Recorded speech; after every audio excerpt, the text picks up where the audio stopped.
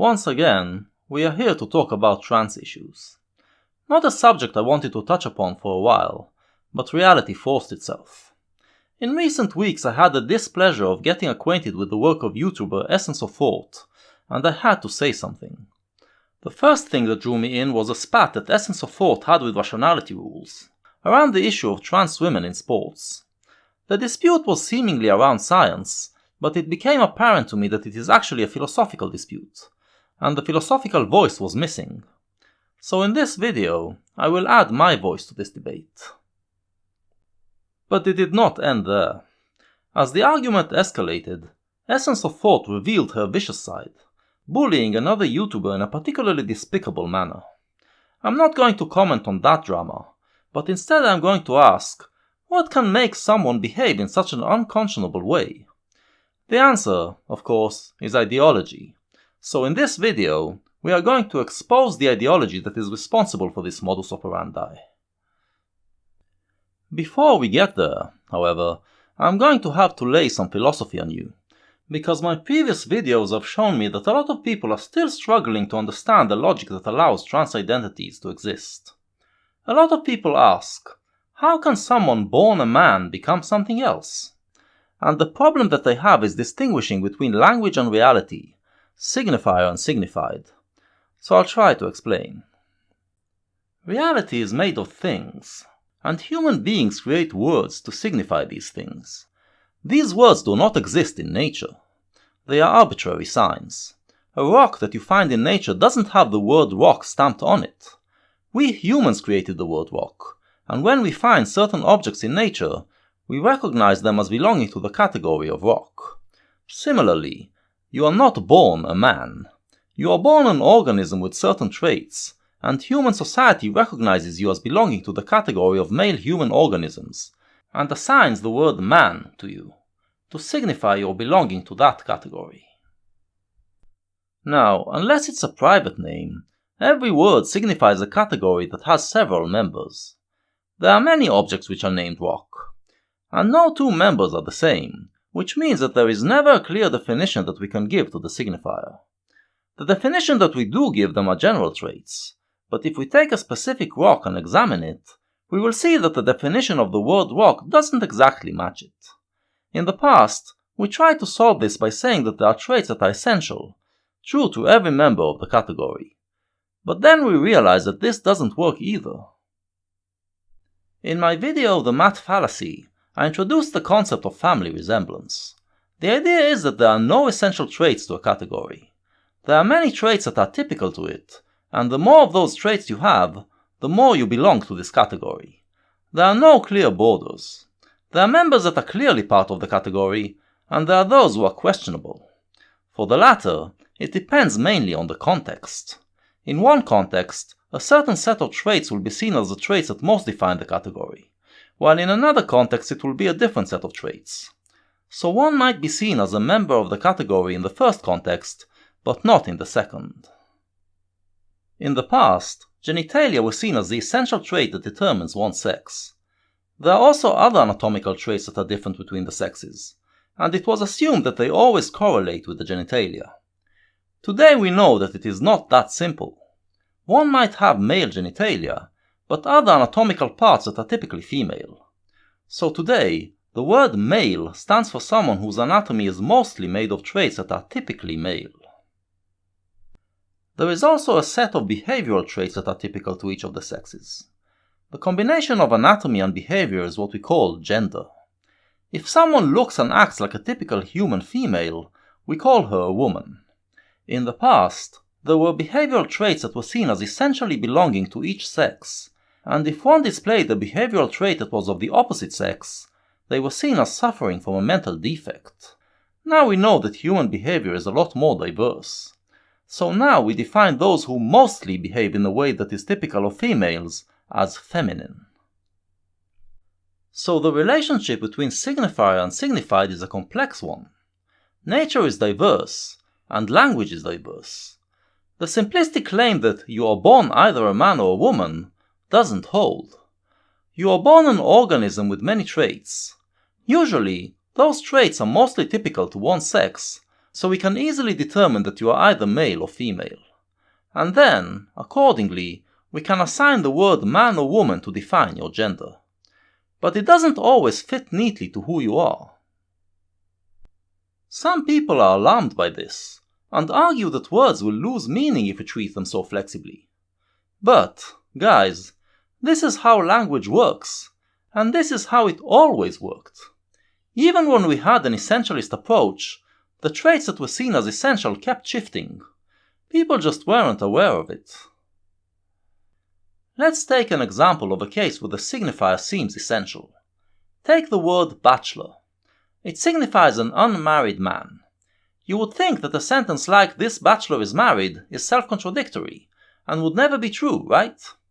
And yet there are certain contexts in which I will tell you, Jim has been married for 5 years, but he is still a bachelor, and the sentence will make sense to you. For instance, if Jim is a messy guy. In our culture, we think of bachelors as messy people, who usually tidy up their act once they get married. So, even though the definition of bachelor as a messy guy does not appear in any dictionary, the fact that you belong to our culture means that you will understand what I am saying in this context. Language is flexible in that way, and the human mind is capable of understanding it in context, and getting the shifting meanings of words. Note that the word bachelor was not harmed in the process. You still get what it means, and the legal status of bachelors did not change because the word has extra baggage. Language works in this way, and it works fine.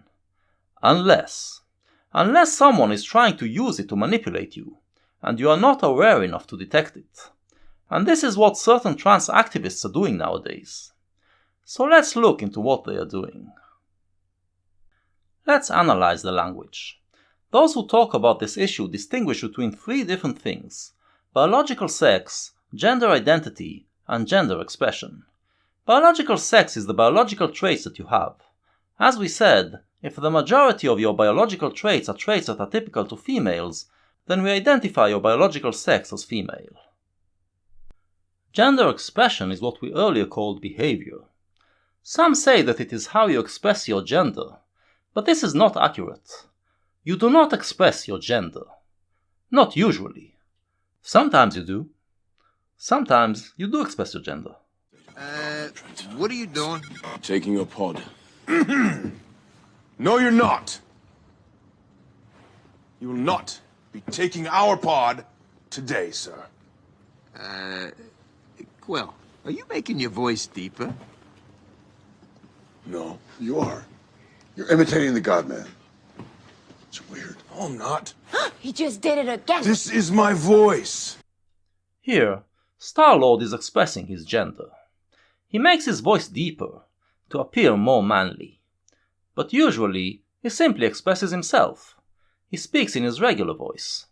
We, the human society, are the ones who perceive it as a man's voice, and call it masculine. So gender expression isn't expressing your gender. It is expressing yourself, and the way you express yourself falls within the range that is typical of one of the 2 genders. We should, however, be clear about what we mean when we say expressing yourself, because yourself is partly constructed by the culture you grew into. The timbre of your voice is dependent on your biology, but the way in which you speak is something you've learned.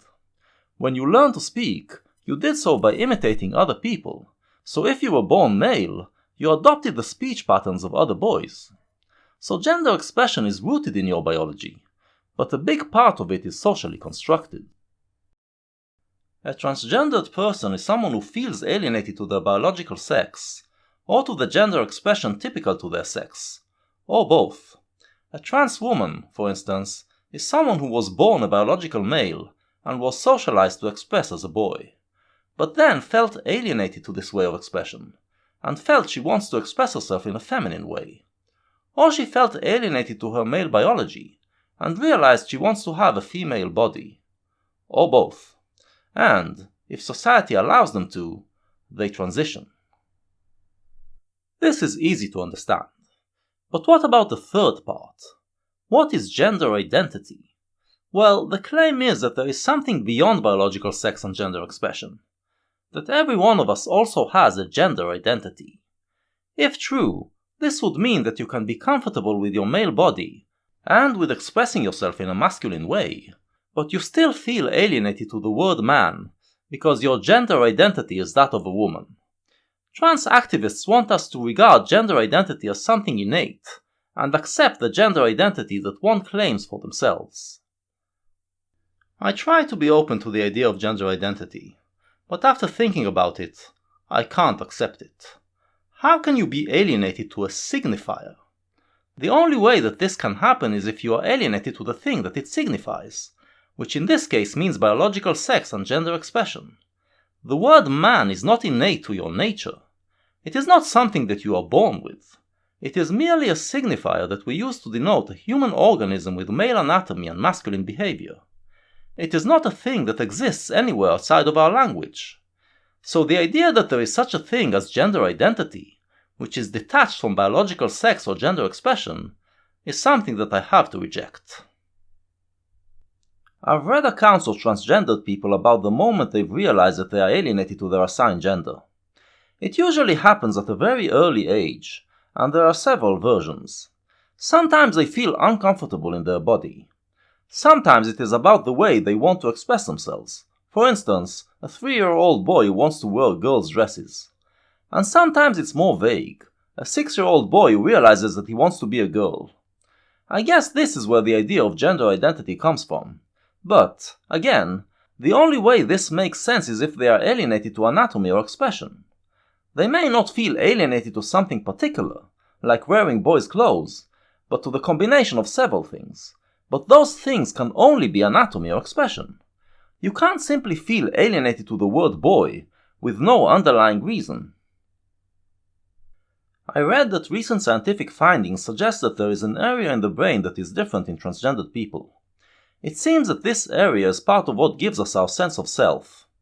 If this part of the brain is typically female, but resides in a male body, it will result in a sense of alienation, because it is designed to correspond to a female body, maybe even to female behavior. So you can say that this is gender identity. But again, it can only be understood in terms of anatomy and behavior. This part of your brain doesn't say I am woman. It says I want to look and behave like a woman. Also, if this is true, it means that our whole idea of gender and sex is going to radically change. If future findings show that this is indeed what determines how you perceive yourself, then we will start defining one's biological sex based on that part of the brain. And this means that there will be no more transgendered people. For the moment, however, the default we use to determine one's gender is still genitalia. For instance, look at this person. If you don't know who this is, you probably think that this is a dude. But no, this is Caster Semenya, 2-time Olympic gold medalist in the 800-meter run. She will tell you that she is a woman, and you might be skeptical at first, but when I'll tell you that she was born with a vagina, I'm guessing that all of you will accept that she is indeed a woman. In today's perception, if you have the right genitalia, you don't need any more traits to affirm your gender. If you do not have a vagina, yet you feel that you are a woman, it's trickier to get us to accept it. Then you will need most of your other traits to be female and feminine. Since I reject gender identity, I also reject the notion that a trans woman becomes a woman at the moment that she declares herself to be so. You must make my senses perceive you as a woman, before I'll think of you as a woman. In trans lingo, you have to pass as a woman. Until then, if I believe that you are sincere, I will think of you as a woman in the making. Essence of Thought is a trans woman, who calls herself Ethel. She doesn't pass. Not even close. So why am I referring to her as a woman? Because I want to support transgendered people in their transition, give them all the psychological help that they need. But I cannot trick my mind into perceiving her as a woman. Which means that, as much as I might try, I will not be able to treat her as a woman. So, transgendered people, if you want us to treat you as the gender that you feel that you are, you must make the effort to pass. I'm dwelling on this point because I think that a lot of people don't get how important it is that we affirm transgendered people. When you feel that you are something, it is torture when the rest of the world doesn't recognize you for what you are. You should think about that when you casually misgender someone. Recently, I made a video titled Are Trans Women Women? And I felt that a lot of people missed the point. In the video, I used the family resemblance concept to argue that usually, a trans woman is a woman like any other woman. Her being trans is just an attribute, like being blonde. But in certain contexts, specifically when her biology is relevant to the discussion, she is not a woman but a different category, a trans woman. Why are these distinctions important? Because I believe that if a trans woman passes, our natural inclination is to perceive and treat her as a woman. If you don't perceive them as women, it's because you resist it, on ideological grounds.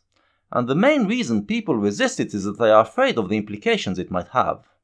So my aim was to show that we can affirm transgendered people in their identity, without ignoring the problems that this might cause in some areas, and without losing our ability to make distinctions where they are necessary. And, on the other hand, to show transgendered people that if we treat them as different in some areas, it does not mean that overall we deny that they are the gender that they feel they are. Think of it this way. Say you are an American, and you know someone who wasn't born in the US, but immigrated to it when they were young, and now they see themselves, and act, as any homegrown American. They are an American citizen, but, according to US law, they cannot run for president. Now, it is totally possible for you to regard them as your fellow American, and still agree that when it comes to presidency, they should be singled out. And if you are that immigrant, you should understand that the fact that you can't run for president doesn't make you any less of an American. The same logic applies to trans women. They are women, except for certain areas. An even more complex question is, are they female? If they went through operations that change their anatomy, and are undergoing hormonal treatment that makes their body function like a female body, it is hard to say that their biology is still male. Then again, this is achieved by artificial means, so one might ask if we can really call it their biology. I'd say that it depends on context. Sometimes I'll call it male biology, sometimes female biology, and most of the time I'd call it a trans woman's biology. Now, one of these areas in which biology is relevant is sports. The biology of trans women is relevant to the question whether or not they should be allowed to compete in women's sporting events. And so we get to the recent drama. It all started back in March, when Stephen Woodford, aka Rationality Rules, made a video, since deleted, about the problems of allowing trans women to participate in women's sports. Essence of Thought then made a response video, pointing out mistakes that Stephen made on the science, and accusing him of pandering to trans haters. Rationality Rules eventually made a video in which he acknowledged his mistakes, updated his views and apologized, but rejected the accusations. This was a better video, but he still made the same kind of mistakes, and Essence of Thought escalated her rhetoric, and kept on escalating from there. Before we talk about the ideological side of this row, let's talk a bit about the science. The scientific debate, I have to say, was interesting, and I learned quite a bit. For those of you who think that it makes no sense to allow trans women to participate, and that it is done only for ideological reasons, I suggest you watch Essence of Thought's refutations. Yes, there is an ideological component, but there is also a serious scientific debate underlying it. It is agreed that most advantages that male biology gives you disappear once you undergo the hormonal treatment of the transition. And even with those traits that don't disappear, it is debatable whether they still give you an advantage. They can actually be a disadvantage. For instance, having a big male body, but the muscles of a female, might make it hard for you to carry your body. So the issue isn't as cut and dry as you think. So Woodford's initial stance, which did not acknowledge the strength of the scientific argument in favor of allowing participation, was erroneous. He was also wrong to say this. And I'm convinced that unless quickly rectified, this will kill women's sport. I don't want to see the day when women's athletics is dominated by Y chromosomes, but without a change in policy, that is precisely what's going to happen. Now, as we shall see, I'm going to agree with Stephen that there is a threat here that we should consider. But I will point out that it is not that immediate.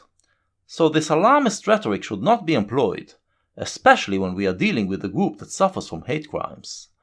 Alarmism is exactly the thing that causes people to pick up pitchforks, or even guns.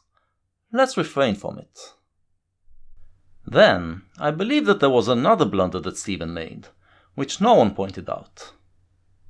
The girl who came eighth lost out on qualifying for the state finals and a potential $200,000 scholarship because the two winners were transgender women who were just built so powerfully and were so fast she didn't have a chance. And that cannot be fair. I'm not suggesting that there is an easy solution. What to is the this. solution then? I think we have to embrace inclusivity. What does that mean? Inclusivity means that we assign the person to whatever event their present-day sex suggests they should. In any case, notice that they're not offering a reason as to why it's fair to allow transgender women to compete against biological women. If the majority believed that age was just a cultural construct, would this make it fair for Thor Bjornsson to compete as a senior? No. So Stephen makes it about fairness, and Ethel responds, But I do want to note a few of the weaknesses with the assertions made here. Notions of sport and fairness are socially constructed. Yes, they should be guided by evidence, something I wish you yourself adhered to. But ultimately, it will come down to personal values. Do you value the rights of trans women, or the personal feelings of those prejudiced against them? When you make it about fairness, it is, as Ethel says, a value judgment. And she has a point that it is better to err in favor of inclusion than in favor of exclusion. But what everyone in this clip failed to mention is a very simple fact. Women's sports is, by nature, exclusionary. Women's sports were created to allow human females to compete in sports, and it can only be made possible by excluding all males from participating. However, since we all agree that human biology is diverse, it means that there is no clear border that determines where female ends and male begins. There are some rare cases of people who are right around the border, and it isn't clear which category they belong to. And this means that we have no choice but to draw an arbitrary line and determine that only those who are within this border are eligible to compete. This is not about inclusivity and exclusivity based on identity. This is about eligibility based on biology. Remember Caster Semenya? Well, after many complaints, it was decided that her biology does not fall within the borders of a female athlete. The IAAF decreed that she can compete, but only if she takes hormonal treatment to reduce her testosterone levels. It's cruel towards her, but that's the nature of the profession that she picked. There must be some border, and you must fit into it. So Woodford's blunder was to define it as unfairness. Unfair is what happens when someone who is eligible to compete uses means that others don't, and gets an advantage. Here we are not talking about that, but about meeting the threshold of eligibility. This distinction becomes crucial when they start to discuss where the burden of proof lies. Actually, no. The burden of proof is on you, us, and here's why. Given that in most events men outperform women by 10 to 30%, we need to show that HRT completely removes, or at least sufficiently mitigates, the athletic advantages granted by male puberty. And until we do that, we are not justified in claiming that fairness has been achieved. The point is simple.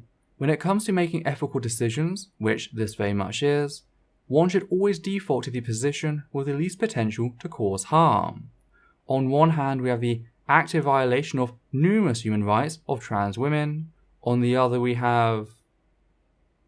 well, you along with everyone else has failed to demonstrate anything on that level. When you make it about fairness, the burden of proof does indeed lie with those claiming that it is unfair.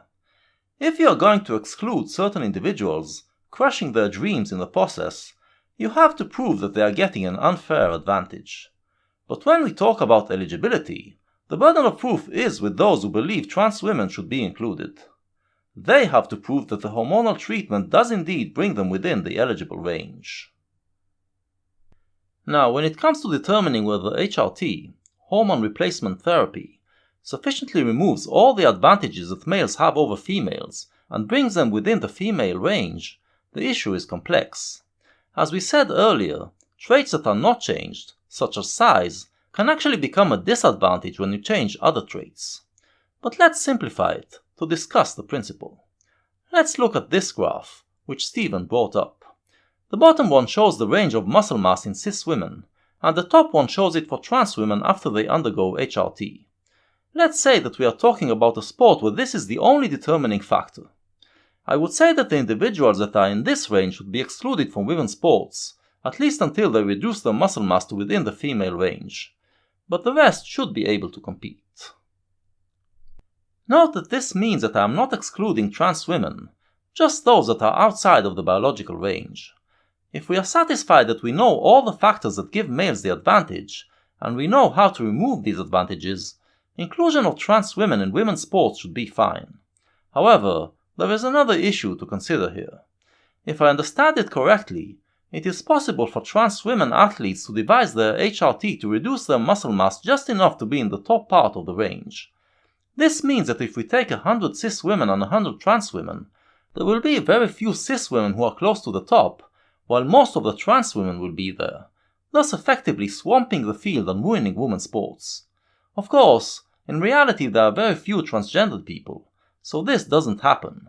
Trans women were allowed to compete in women's Olympic events since 2003, and had no effect on them. Lately, however, there has been a change. Yes, trans athletes have been able to compete since 2004, but up until 2015, and effectively 2016, the rules were drastically different. Until 2015, trans women had to 1. Be legally recognised as a woman, which of course was near impossible for those living in countries in which changing one's gender is illegal. 2. They had to have undergone gender reassignment surgery, which is to say they had to have removed their testicles. And 3. They had to have received appropriate hormone therapy for at least 2 years. Now this might not sound like a huge change from today's rules of 1. Non-legally identifying as a woman, and 2. Having testosterone levels below 10 nanomoles per litre for 12 months, but it is. Yeah, this is where the concern comes from. These new rules basically make it possible for male athletes, who are just not good enough to be on the top of their field, to go through 1 year of HRT, bring themselves to the top level of women's sports, and swamp it. I guess this is why rationality rules warned against imminent destruction. But I don't think that there's cause for such alarm, because it is hard for me to see many men subjecting themselves to HRT.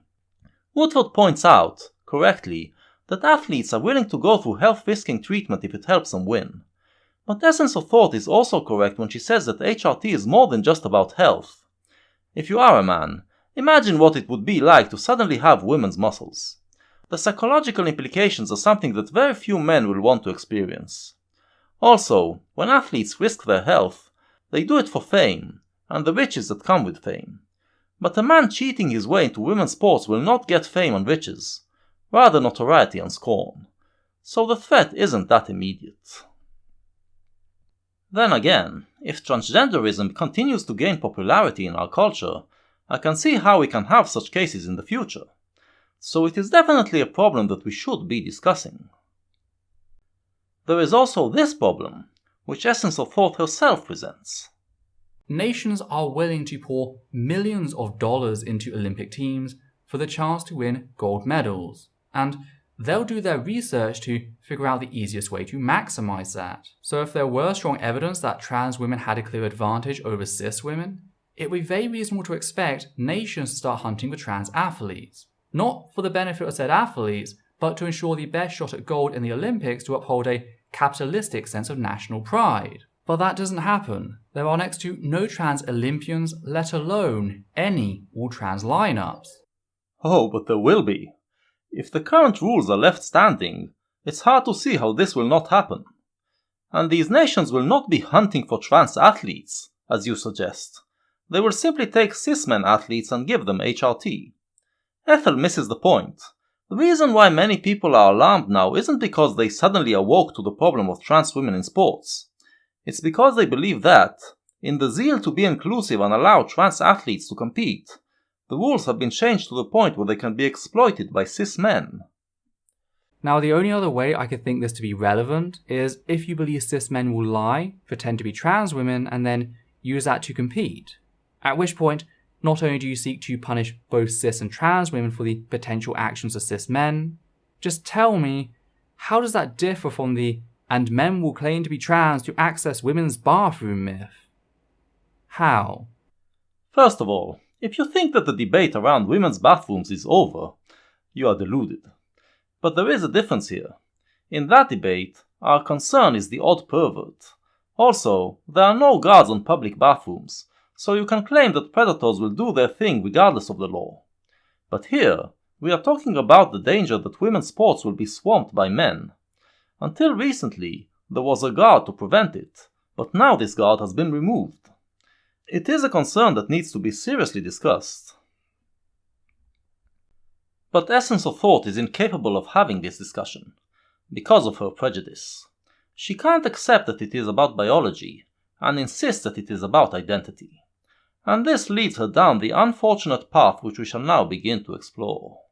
As a guiding tool, I'd like to propose a simple principle.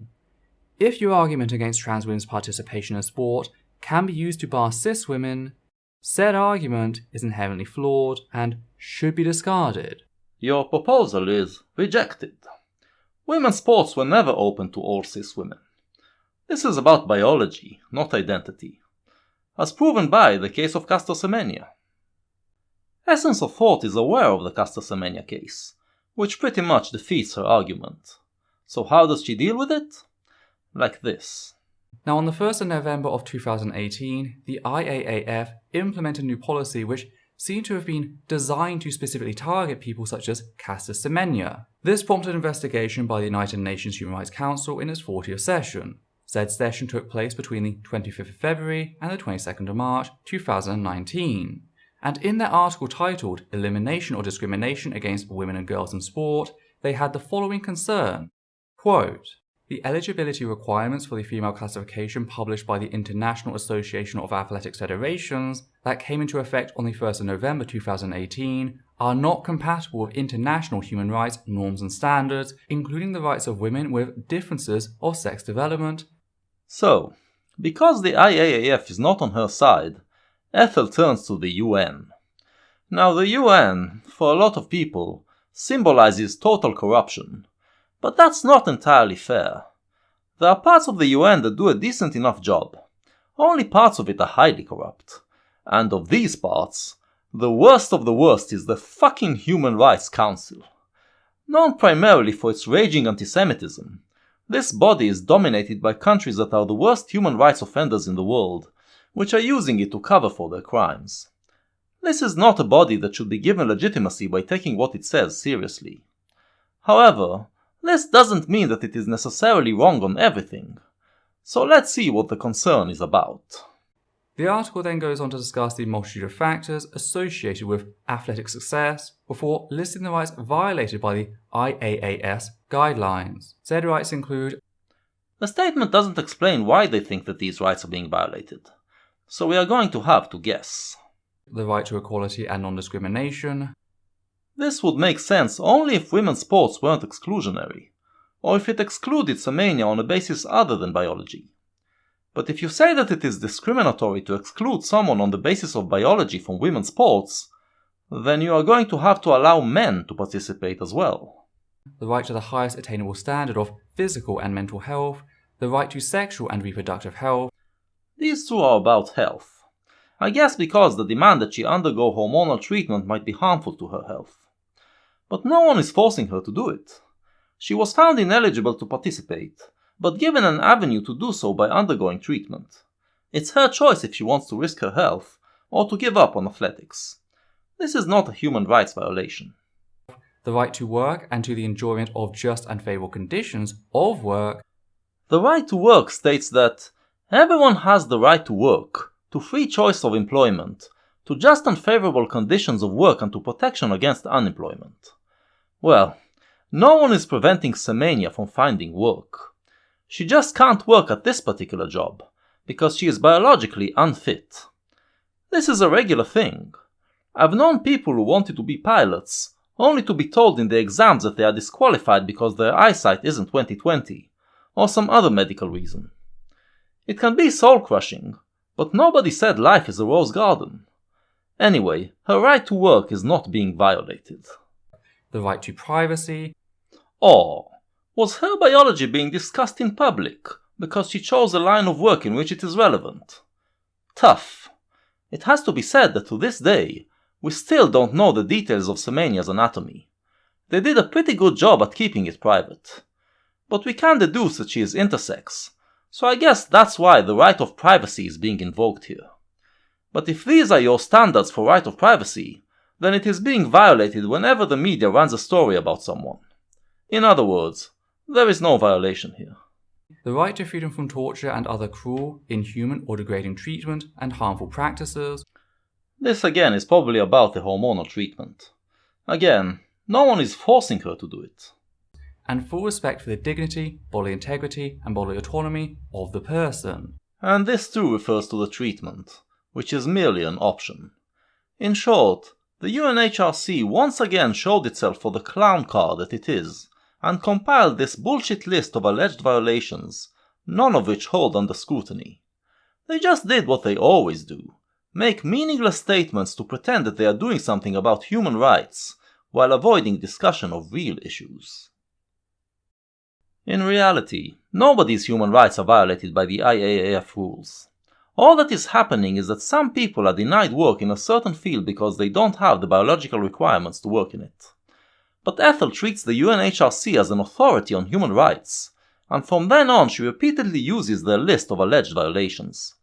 She seems to think that we all agree that Semenia's human rights are being violated here, and it is only our transphobia that prevents us from seeing that we should think the same about trans women athletes. She, and other trans activists, seem to be claiming that the IAAF only started to make these rules once the issue of trans women in sports came up. And do note that nowhere in the United Nations Human Rights Council report do they even discuss whether or not intersex people had an advantage or not, because it was irrelevant. As women, intersex cis women like Semenya have the right to play regardless of birth-based advantage, something that both Tracy Harris and Jen Peoples touched upon on the Godless Bitches show. But suddenly they are so concerned about fairness to cisgender women in sports to the point where they have to attack other women. And it's like, okay, do not pit women against each other. Right. Well, I'm sorry to break it to you, Ethel, but sex verification for women athletes is something that has been mandatory, by IAAF rules, since the 1950s. Those of us who are concerned about trans women in sports have the same issue with women like Semenya, and for the same reasons. You don't have a gotcha. But Essence of Thought is convinced that she proved that several human rights are being violated here. As for Woodford, who continues to call for the removal of numerous human rights belonging to trans women, numerous human rights. And because of that, she doesn't believe that it is a valid discussion about the borders of eligibility to compete, but sees it as an illegitimate attempt to remove the human rights of trans people. And as her rhetoric escalated with every video, she started to accuse Rationality Rules that this was the true motive behind his videos. Woodford, whether out of sheer laziness or active deception, formed his argument not from a standpoint of evidence understanding. Instead, he formed his argument from sheer prejudice for trans women based on preconceived notions and stereotypes of what they're like. And here is where things get a little darker. He used this prejudicial standpoint as a launching pad for his active dehumanization of trans people. And this is the cause of her moral failings. Had she stuck to the science, she would have won the debate. When I watched this debate, I realized that I was suffering from transphobia on this issue. I was ignorant of the strength of the scientific argument to allow trans participation, and thought it was ideologically driven. This changed my view, but I still don't see it as a settled case, and still have concerns, as I listed earlier. So I want this debate to continue. This is how you defeat transphobia. You discuss the issue, find rational answers, and thus drive away the irrational fears surrounding it. But Ethel, instead of using this process to educate people, is trying to shut it down. She claims that we are discussing the removal of human rights, and therefore it is an illegitimate discussion. He just wants us to meet him in the super-rational centre by removing said human rights in relation to specific sporting events, so only some trans women would lose their human rights. And he genuinely seems to believe this to be reasonable. Meanwhile, I as a trans person disagree. If a single trans person is stripped of their human rights, that is too many. From there, it is a short step to this statement. We are talking about someone who has publicly advocated for the removal of human rights. This is not some personal slight. This is violence against an entire demographic, since the removal of an individual's rights is inherently violent. So now she accuses rationality rules of calling for violence against transgendered people, which, in her mind, gives her the right to respond with violence, not just against Stephen Woodford, but against anyone who doesn't denounce him, because they are all enablers of violence against the trans community. And so began her bullying campaign. What can lead someone on such a downward spiral? Well, part of it is a very human emotional response to what you see as an attack on your people. She saw what she perceived as an unfair attack. She saw that many in the skeptic community refused to condemn it, and she felt stomped on and betrayed. When you are overcome with such emotions, irrationality rules. So if this was all there was to it, I'd be sympathetic towards her. However, it doesn't end there. There is also an ideological component here, and this is what drove her to such extremes. And this ideology is what I am here going to explicate, and harshly condemn. In her first video, Ethel was mainly just arguing on the basis of human rights. And I agree. We have to draw the line somewhere. For marriage and love, it is of course informed consent. For trans athletes, it's their human rights. The same rights as those listed for intersex cis women at the very start of this video. But as the debate went on, her true views were starting to emerge. Woodford's real crime, for her, wasn't that he screwed up the science. It was rather this. There's also this bullshit idea that a trans woman is not a biological woman, that somehow they're of the male sex. Well, I've got news for you. A trans woman is a woman, and their sex by proxy is that belonging to a woman. Did you get that? Woodford is evil for promoting the idea that trans women are biologically male, because it is actually your gender that defines your biology. In a breathtaking reversal, the signifier becomes more real than the reality it signifies, to the point where this reality has to bend itself to suit it. How do you achieve this logic? It may not fit inside the typical range, but as anyone actually versed in biology will tell you, sex is not this clear-cut thing of tick box M or box F. So, long-time viewers of this channel, what did we just witness? That's right, this is the math fallacy in action. Ethel is pretending that sex can be real only if we define it in an essentialist manner, where we have a clear definition of male and female. And since we can't, it means that biological sex isn't a real thing, and must therefore be a social construct that is thrust upon us. And if it is a social construct, then it is just language, a signifier, on the same level as gender. So now we just have to choose which language is better. Now, which of these communicates the most information in the shortest time? Person X is a trans woman, or Person X identifies as a woman but is male in sex? Well, the first one, but only because it is a shorter way to say what the second one says. Now, not only is the first one better at conveying the information, it's not based on unfounded opinion like the second. The second makes a series of unsubstantiated claims reliant on how we define gender and sex. The first lacks all of that. It conveys that this person does not identify with a gender they were assigned at birth. It tells you the basics of their pronouns, their medical needs, etc. Does it though? Does it tell you their medical needs? The medical needs of a trans woman are those of a biological male who is under treatment that makes her more female.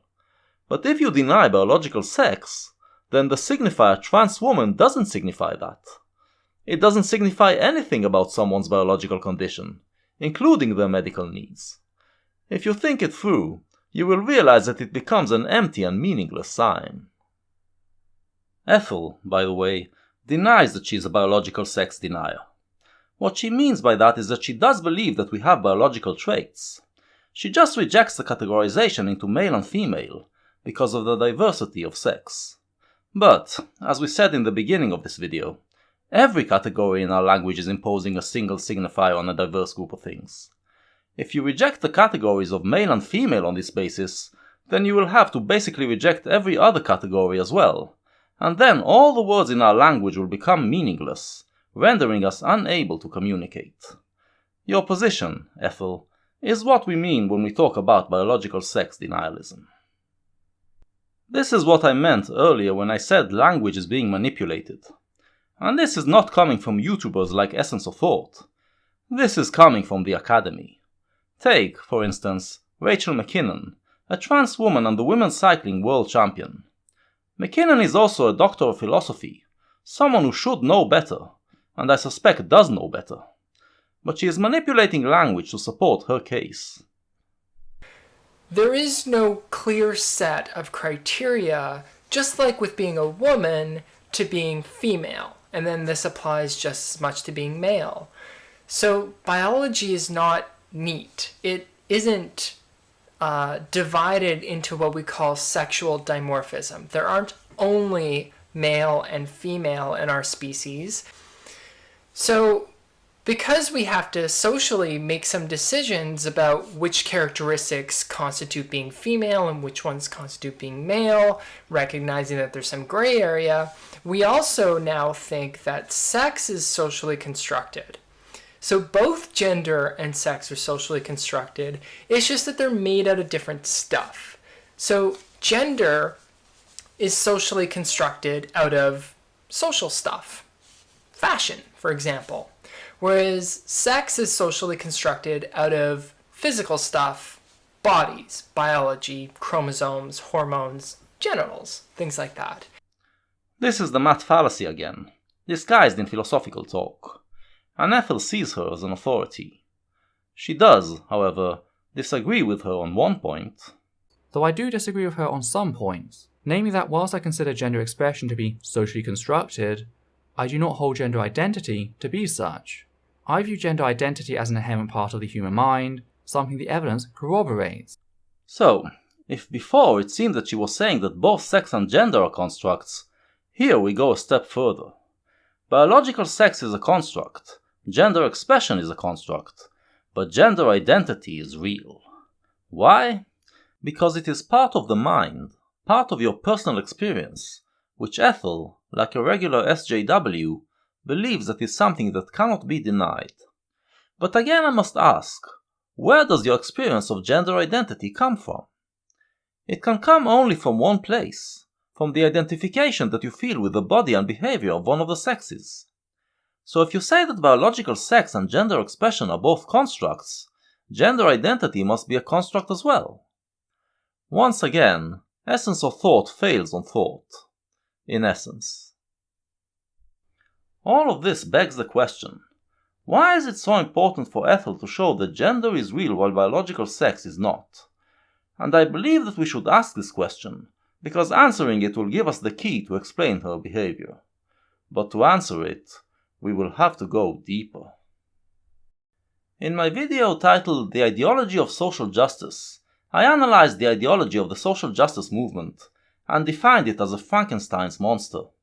I pointed out that it has no internal consistency, but instead steals parts of other ideologies and puts them together to create a bundle of self-contradictions, an unholy philosophical mess. If you want a more complete understanding of what I am about to talk about, I suggest you watch it. Here, I am just going to discuss one part of it. What we are going to discuss is Marxism, which is one of the graves that the social justice movement is robbing. In particular, we are talking about Marx's perception of history. Marx believed that history can be treated as a science, and we can predict the future based on this science. In his perception, history is made of a succession of stages, each stage dominated by a certain economical system, and every new stage is more efficient than the previous one in the amount of goods that it can produce. So there is constant progress, and the end of history will come when we have an economic system that will create enough goods to make everyone content, and will distribute this wealth in a just way between all humans. The progress happens like this. With every economic system, there is also a corresponding ideological structure that goes along with it. This ideological structure divides humans into classes, with some classes dominating the others. Because there isn't enough wealth for everyone, the dominant classes are exploiting the lower classes, making them work to produce wealth for them. This carries on until the means of production improve to a stage when they can produce enough wealth to form a better system. For instance, in the second half of the 18th century, the feudal system had reached the point where it created technology that allowed for the Industrial Revolution to take place. Once this happened, it became possible to replace the feudal system with something better. Moreover, the dominant ideological structure also creates the ideology that will replace it. For instance, one of the oppressed classes in the feudal period was the bourgeoisie, those who would create their own products and then trade them with others. In the eyes of the dominant culture, the bourgeoisie were seen as selfish and greedy people, as the thing that a refined society should condemn. The bourgeoisie, in the meantime, started to think of themselves as individualists, and understood the value of trading with each other as equals. Once the Industrial Revolution came, they became so rich and powerful that they could take over, and then these values became the basis of the capitalist system and of liberal democracy. So the ruling ideology, the thesis, is the thing that creates the antithesis, which is to be found in the values of one of the oppressed classes. Then, at the point where the means of production are good enough, this oppressed class creates a synthesis between its values and the new means of production, to create the new system and take over. So now, observed Marx in the middle of the 19th century, we are in the capitalist stage, in which the bourgeoisie are in charge. And capitalism, he predicted, is so powerful that it will overtake the world and destroy any other culture, which means that we will eventually be left with only two classes, the dominant bourgeoisie and the oppressed working class, who are working for them. Furthermore, the fact that it is erasing all cultures, making all people similar to each other, means that the working class is developing a communal way of thinking, an antithesis to the individualism of the bourgeoisie. When capitalism reaches a point where its means of production are enough to make everyone content, the working class will revolt, and will bring about the communist stage, in which we all think in a communal way and share this wealth. And this will be the end of history. Note that this means that while in previous stages, the values of the oppressed class represented progress, the values of the working class in the capitalist stage represent more than that. They represent truth, the truth that will liberate all of us. And for many Marxists, this means that they have the right to use all means necessary, since they are the ones who hold the truth that will set us free. But then, in the beginning of the 20th century, Marxists realized that their predictions did not come true. Capitalism has reached the stage where it creates enough wealth for everyone, and yet, the working class does not revolt. Their explanation was that the dominant ideology is creating ideas that fool the working class into thinking that it is happy and content. Thus, the working people have a false consciousness, which prevents them from developing those truthful values, like communality, which Marx said that they were supposed to develop. So, the Marxist mission became a mission to awaken the masses from their false consciousness, and show them the communist truth. And it is this idea that has been appropriated by the social justice movement. But they took it while discarding the framework. They accept that there is a structure of one dominant and one oppressed class, that the oppressed class holds a truth that will set us all free, and that we all have a false consciousness that prevents us from seeing it, and dooms us all to misery. But they reject the idea of progress, of previous stages, of the whole dialectic process which was the philosophical ground on which this whole idea was built. To illustrate, let's focus on one part of the social justice movement, namely feminism, because I believe that this is where this appropriation first occurred. I've made a distinction between liberal feminists, those who do believe in progress, and creationist feminists. The creationist feminists believe that sometime in ancient history, society created a structure called the patriarchy, which made men the dominant class and women the oppressed class. This patriarchy also creates a false consciousness in us, which makes us think that this is the natural state of things. Since then, the patriarchy has remained essentially the same. It's the same structure, and any change was only on the surface. But women hold the values that will set us free, so if we all adopt the feminist worldview, we will bring down the patriarchy and live in a utopian state.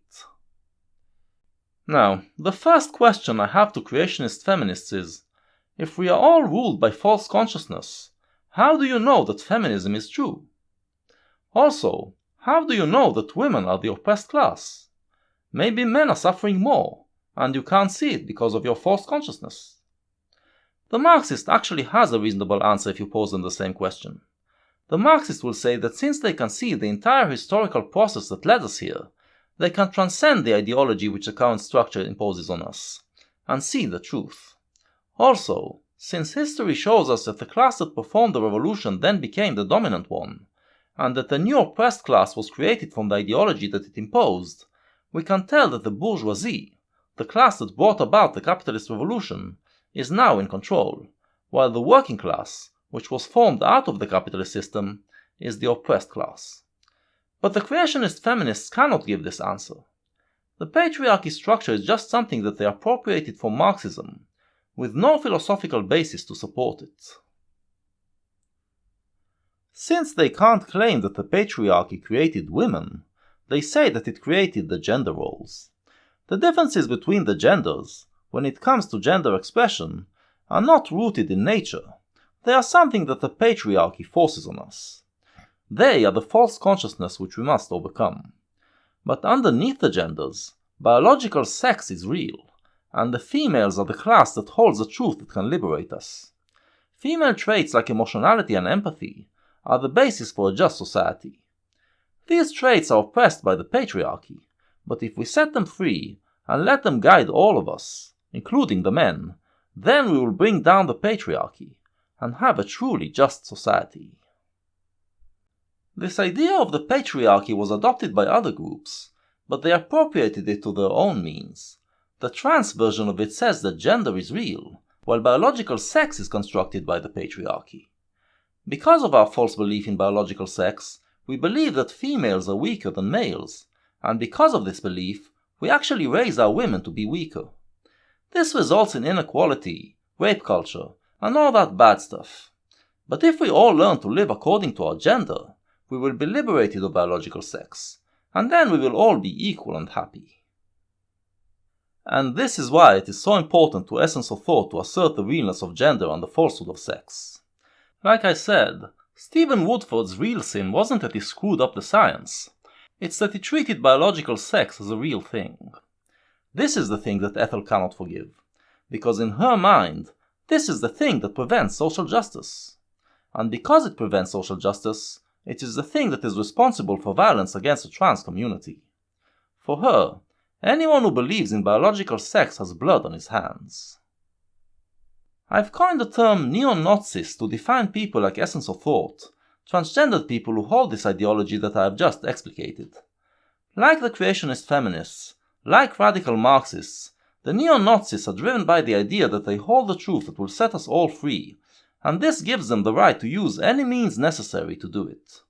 And this is why Ethel believes that she has the right to bully other people, and to behave in the way that we witnessed. Meanwhile, her true views about sports were also revealed. In one video, she said that she believes that any trans woman should be allowed to compete, no matter what stage in the transition she is.